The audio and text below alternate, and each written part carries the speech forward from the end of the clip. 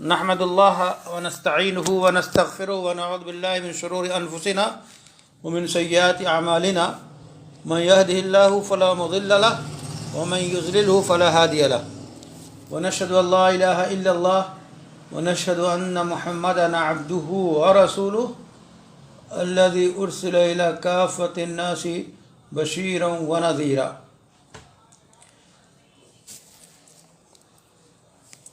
یہ کتاب قواعد الفقہ کے نام سے مشہور ہے، جس میں مختلف قاعدے بیان کیے گئے ہیں، اور سب سے پہلا اس میں زیادہ تفصیل نہ کر کے جو اصل مقصد ہے اسی کو بیان کر رہا ہوں کہ سب سے پہلے تو وہ اصول ہیں جن پہ حنفی فقہ کی کتابوں کا مدار ہے، اور وہ ہے ابو الحسن کرخی کے اصول۔ یہ اصول کہلاتے ہیں۔ اصول ظاہر ہے کہ الاصل کی جمع ہے۔ یہاں ایک بات واضح کر دی جائے کہ جب وہ اصول یا قواعد یا اصل شریعت ہم بتائیں تو وہ تو طے شدہ ہے کہ ہمارے یہاں اصل جو مصدر ہے جس سے شریعت بنتی ہے وہ دو ہیں، کتاب اللہ اور سنت رسول اللہ۔ تو کتاب اللہ اور سنت رسول اللہ اس سے شریعت بنتی ہے، اور دوسرے جو دو اصول ہیں اجماع اور قیاس۔ تو اجماع اور قیاس سے شریعت بنتی نہیں ہے، بلکہ اجماع اور قیاس سے شریعت کھلتی ہے۔ اجماع اور قیاس سے شریعت کھلتی ہے، توضیح ہوتی ہے۔ شریعت کی بنا اصل میں کتاب اللہ اور سنت رسول اللہ سے ہوتی ہے۔ اللہ کے فرامین سے، رسول کے فرامین سے شریعت بنتی ہے، اور اس کی وضاحت، اس کے لیے موضح جو ہیں وہ اجماع اور قیاس ہیں۔ تو ان چار ادلہ شرعیہ میں یہ بنیادی فرق ہے۔ تو گویا اصل کتاب اللہ اور اسی کی تشریح رسول اللہ صلی اللہ علیہ وسلم کے فرامین میں کی گئی۔ تو یہ تو اصل ہے شریعت کی۔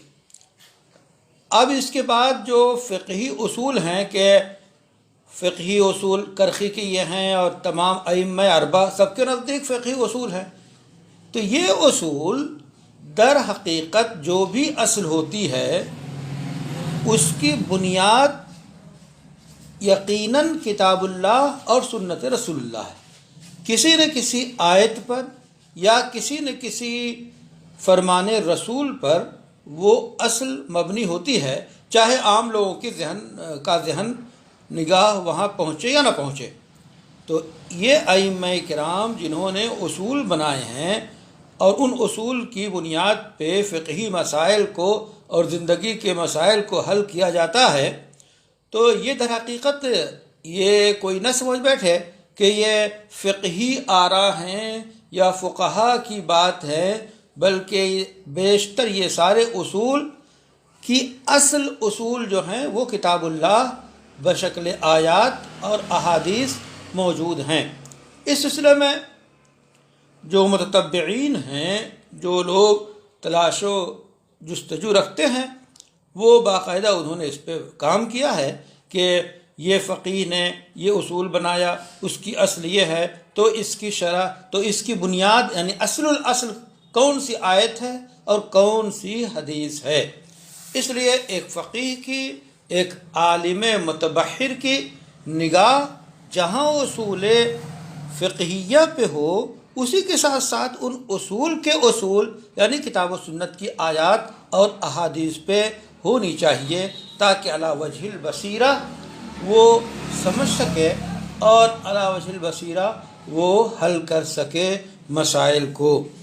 تو یہاں جو آپ کے سامنے قواعد الفقہ کے نام سے یہ کتاب جو عام طور پہ تکمیل افتاء کے جو ہے درجات میں پڑھائی جاتی ہے، تو یہ قواعد الفقہ در حقیقت یہ چند قواعد فقہیہ اور اصول کا مجموعہ ہے، اور یہ مجموعہ در حقیقت شیخ امیم الاحسان نے اپنے دور میں تیار کیا ہے، اور چونکہ ایک بہترین مجموعہ ہے اس لیے اس کو پڑھایا جاتا ہے اور سمجھنے کی کوشش کی جاتی ہے۔ تو اس میں سب سے پہلا رسالہ جو ہے وہ اصول امام کرخی کا ہے، اور یہی وہ اصول ہیں جس پہ احناف کی کتابوں کی اسی پہ بنیاد ہوتی ہے، اور اسی سے استدلالات کرتے ہیں۔ تو اس میں دیکھیں سب سے پہلا قاعدہ کہتے ہیں، سب سے پہلا قاعدہ الاصل ان ما ثبت بالیقین لا یزول بالشک۔ یہ ایک اصل ہے، الاصل ان ما ثبت بالیقین لا یزول بالشک۔ کہتے ہیں ایک اصل یہ ہے کہ جو مسئلہ، جو مفہوم، جو مقصد، جو چیز یقین سے ثابت ہو، تو اس یقین سے ثابت شدہ شے کو اور مدلول کو شک کے ذریعہ یہ دور نہیں ہوتا۔ یعنی جب جو چیز یقینی ہو، قطعی ہو، تو اصول یہ ہے کہ اب اگر اس کے بارے میں کوئی شک آئے تو اس شک کی بنیاد، شک کو ارتیاب کی بنیاد پہ یہ یقین سے حاصل شدہ عقیدہ یا مسئلہ یا جو بھی علم ہے یہ ختم نہیں ہوتا، بلکہ ایسے وقت میں جو چیز یقین سے ثابت ہے اسی کو مانا جائے گا، اسی کو تسلیم کیا جائے گا، اسی کے مطابق عمل ہوگا، اور اس سلسلے میں ریب و ارتیاب یا شکوک و شبہات کی بنیاد پہ یہ یقینی علم یا یقینی عقیدہ یا یقینی عمل یا جو بھی یقین سے ثابت ہوا ہے یہ دور نہیں ہوگا۔ یہ تو اصل ہو گئی۔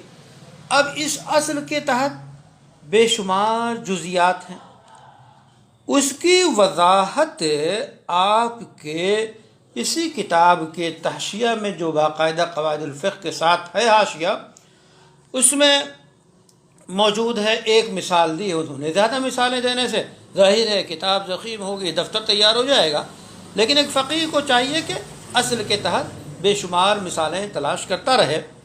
یہاں ایک مثال دی ہے، وہ مثال یہ دی ہے کہ اب اگر کسی کو یہ یقین ہے کہ فجر میں وضو اس نے کر لیا ہے، تو وضو کرنے کا اسے یقین ہے، یعنی کہ وہ اٹھا ہے اور جو اسباب اس کے یہاں مہیا ہیں اس کے تحت یا تو اس نے ٹنکی جو ہے کھولی ہے، نل کھولا ہے اور اس کے بعد وضو کیا ہے، یعنی وضو کرنا پورے طور پہ اس کو یاد ہے، یقینی طور پہ کہ اس نے وضو کیا۔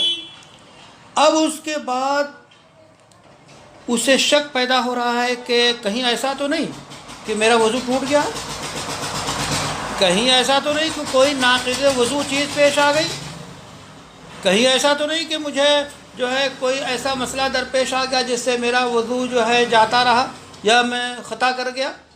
تو اب یہ جو شک ہے، تو اس شک کی بنیاد پہ وہ وضو جس کا یقین ہے اسے کہ یقیناً کیا ہے، وضو باقی ہے، تو اس شک کی بنیاد پہ اس کا وضو ختم نہیں ہوگا، بلکہ اس کو متوضی مانا جائے گا، وہ نماز پڑھ سکتا ہے، نماز پڑھا سکتا ہے۔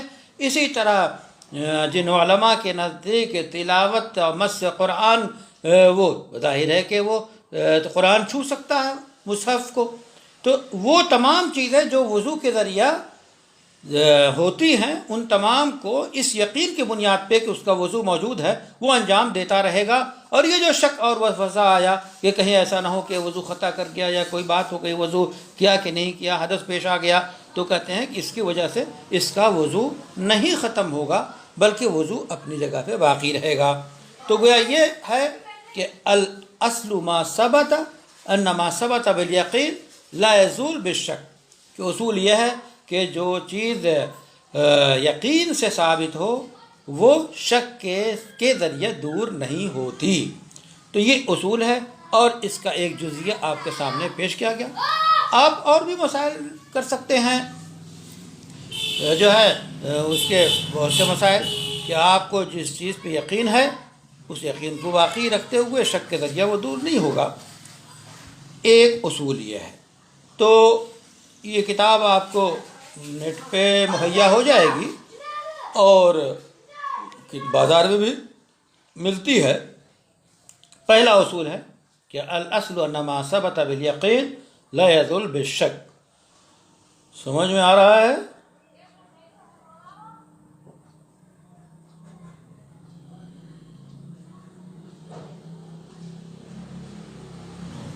احمد علی صوبان،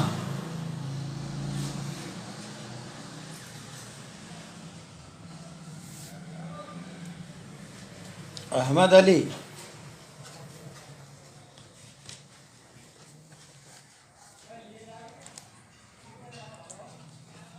احمد، ہلو،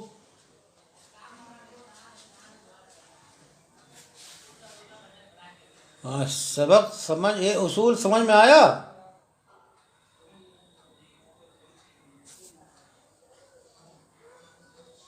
بالیقین لا یزول بالشک، واضح ہوا؟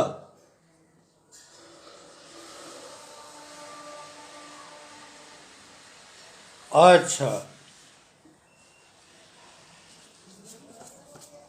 اچھی بات ہے۔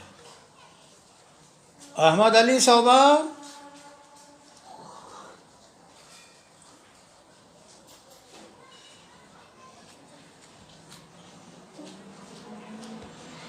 جی کتاب کا تعارف میں نے پورے طور پہ کرایا نہیں، وہ میں اصل سبق پہ آ گیا، چلیے وہ بھی کسی دن۔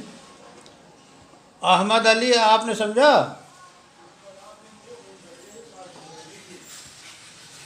اچھا، اور کون ہے؟ الیاس صاحب، مولانا الیاس صاحب،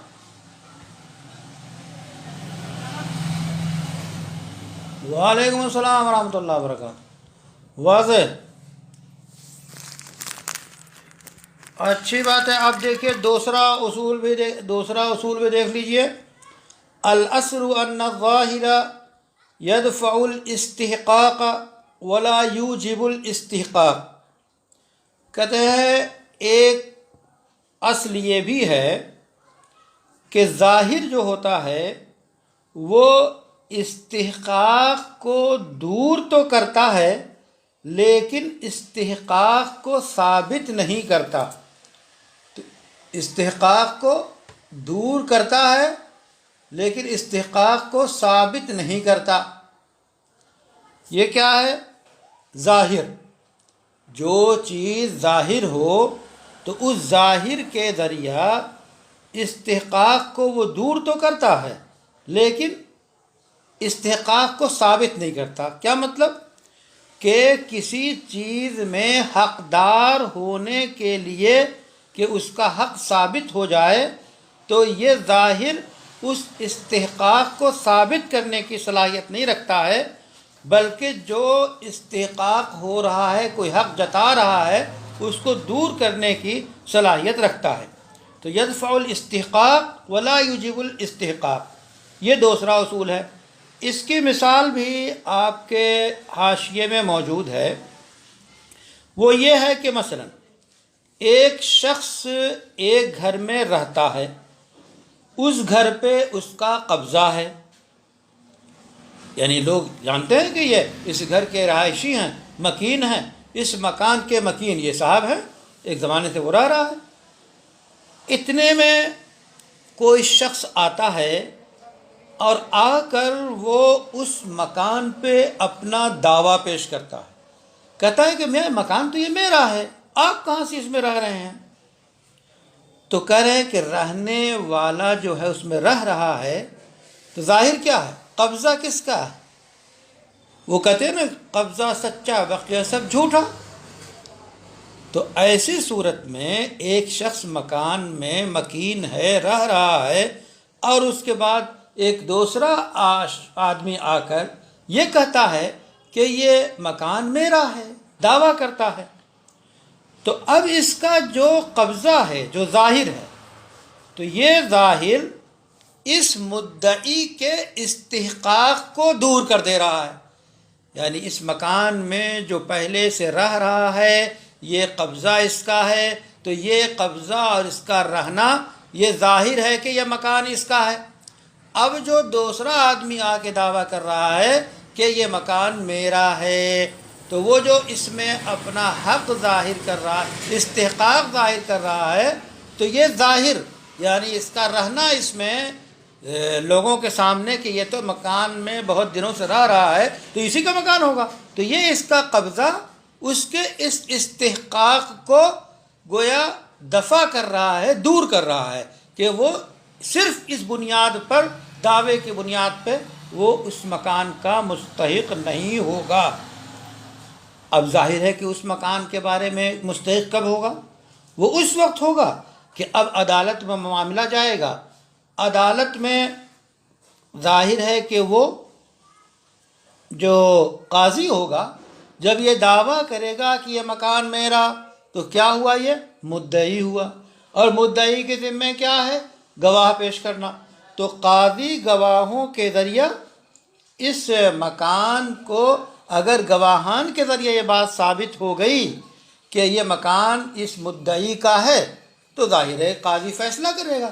اب جب قاضی کا فیصلہ آئے گا تو جو اس کی رہائش اس مکان میں پہلے سے تھی اور ظاہر یہ تھا کہ قبضہ اس کا ہے، یہ قبضہ قاضی کے فیصلے کی بنیاد پر ختم ہوگا، صرف اس مدعی کے دعوے کی بنیاد پر ختم نہیں ہوگا.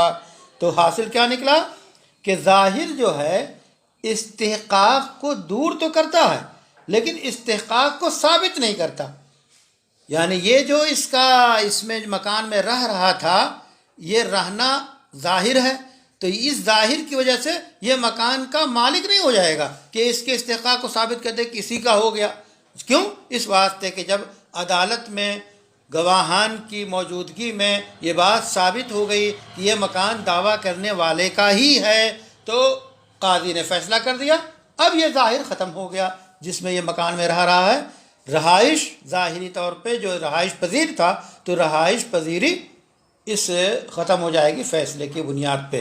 تو حاصل کیا نکلا کہ ظاہر استحقاق کو دفع تو ضرور کرتا ہے، دور کرتا ہے، لیکن استحقاق کو ثابت نہیں کرتا. یہ مثال دے دی آپ کے.